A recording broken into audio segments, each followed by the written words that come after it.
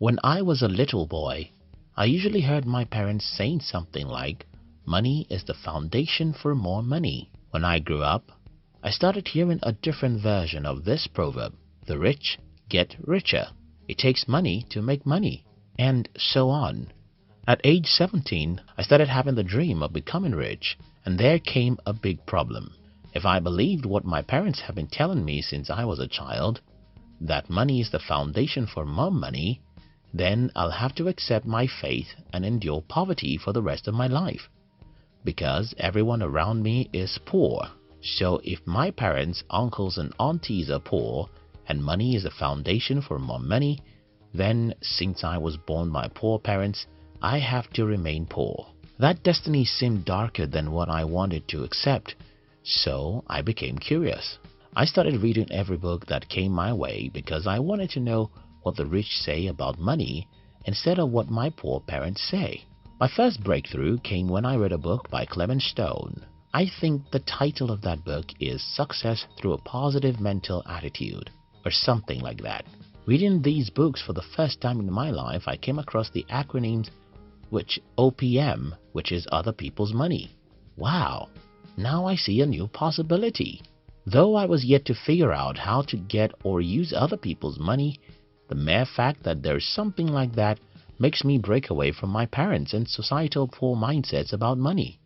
I was excited. If truly there's something to be called other people's money, I'm going to learn everything I can to know how to get and use it. I continued reading. Then I read Think and Grow Rich, and that furthered my understanding about other people's money and getting rich. My financial breakthrough came around the year 2008. I read Creating Wealth by James Allen and You Can Negotiate Anything by Herb Cohen.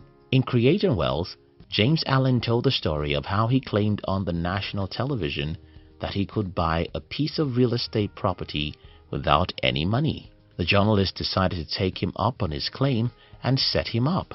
He threw Allen into a city he never knew he was going to be, and without money, he bought a piece of real estate. This story got me crazy and nothing in the world could stop me. I said to myself, if someone could be so smart that he could go into a city without money or connections and buy a piece of real estate, I just have to figure out how to do this. If you can negotiate anything, Herb Cohen breaks 3 simple strategies you can use to get whatever you want from other people, and that includes getting capital and resources to invest. Reading that book is a game changer for me, and I'll forever be grateful to God for sending me such a book. Since the last 11 years and 6 months, I've been able to get money and resources to invest again and again, even from unbelievable sources.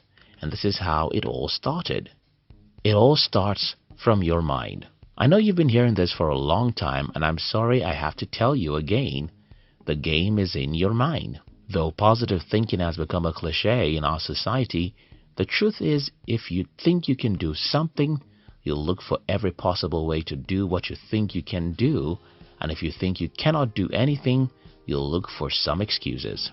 My parents always said that money is the foundation for more money.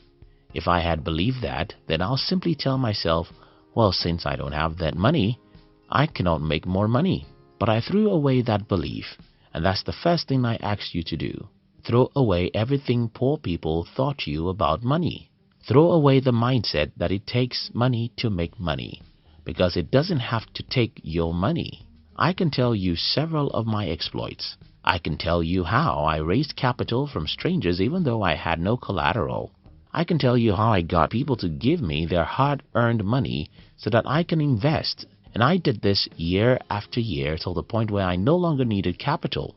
But it all started when I decided to change what I believed about money. So, if you truly want to invest without money, you have to open your mind and change what every poor person you know tells you about money.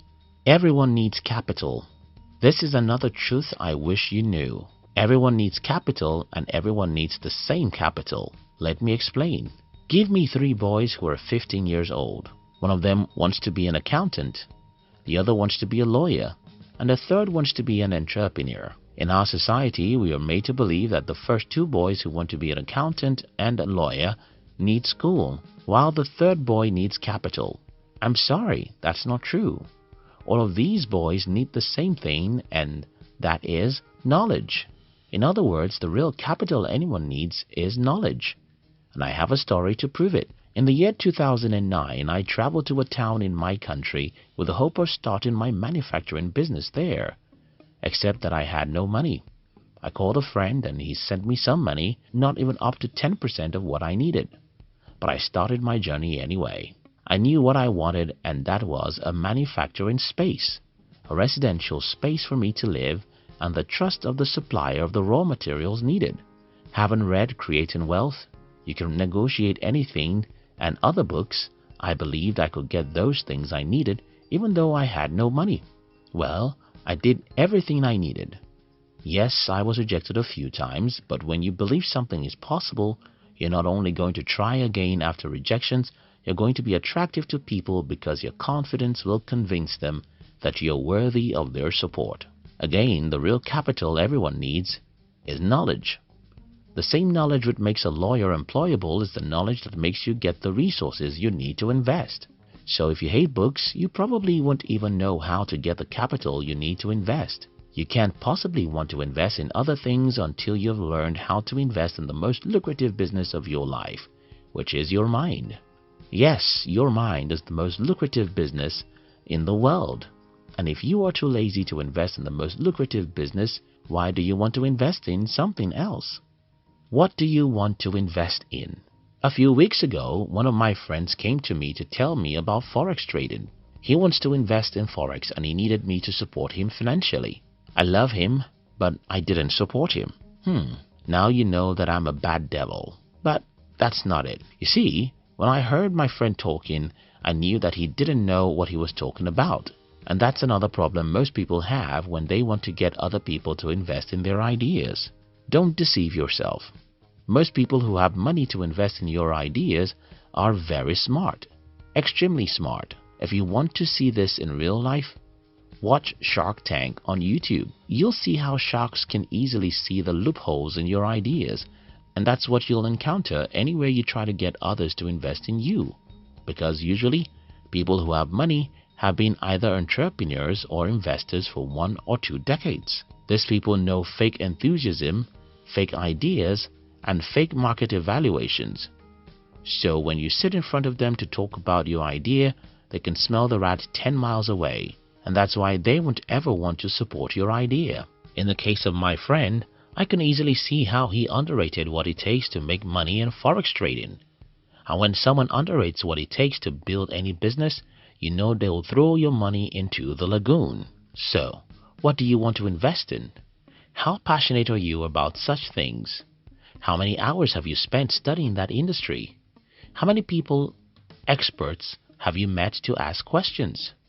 How crazy are you about that industry? Don't think you can fake the enthusiasm or the understanding of the market value or anything, because anyone qualified to invest with you is probably going to be smarter than you. Just imagine a 15-year-old trying to deceive a 25-year-old. Oftentimes, it's pretty obvious. So far, I have told you my stories. How I threw away what my parents believed about money and embraced a new possibility.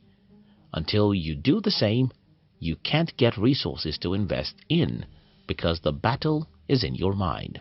I challenge you to first invest heavily in yourself, and I recommend that you start with a few books I mentioned in this video. I also advise you to bury yourself inside whatever you want to invest in. If you are like my friend who simply thinks he can harvest money with Forex trading, nobody will ever support you because they will smell your fake enthusiasm even before you start talking. In part 2 of this video, I'll be talking about some other specific strategies that have helped me to raise capital, and I wish this video will be helpful. Thank you for watching it. We love you.